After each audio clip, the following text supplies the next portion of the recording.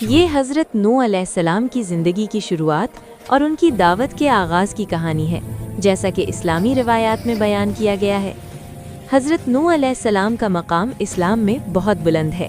آپ کو انسانیت کی طرف بھیجے گئے پہلے رسول اور آدم ثانی یعنی دوسرے آدم کہا جاتا ہے، کیونکہ طوفان کے بعد آج تمام انسان انہی کی اولاد میں سے ہیں۔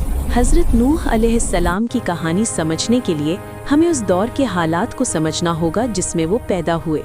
حضرت آدم علیہ السلام کے بعد 10 صدیوں تک انسانیت توحید یعنی ایک اللہ کی عبادت پر قائم رہی۔ پھر آہستہ آہستہ بگاڑ شروع ہوا۔ حضرت نوح علیہ السلام کی قوم میں ان سے پہلے 5 انتہائی نیک اور صالح لوگ گزرے تھے جن سے لوگ بہت محبت کرتے تھے: ود، سوا، یغوث، یعوق اور نصر۔ جب ان نیک لوگوں کا انتقال ہوا تو لوگ غم سے نڈھال ہو گئے۔ شیطان یعنی ابلیس نے موقع کا فائدہ اٹھایا۔ اس نے لوگوں کے دلوں میں وسوسہ ڈالا کہ ان نیک بزرگوں کی یاد میں ان کی بیچنے کی جگہوں پر ان کے مجسمے یا نشانات بنا لو تاکہ انہیں دیکھ کر اللہ کی عبادت کا شوق پیدا ہو۔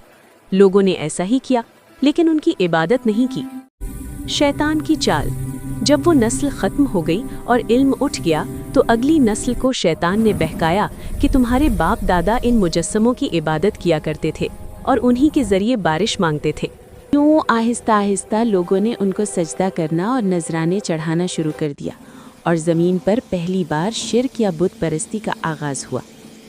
حضرت نوح علیہ السلام کی ابتدائی زندگی: حضرت نوح علیہ السلام اسی بگڑے ہوئے معاشرے میں پیدا ہوئے۔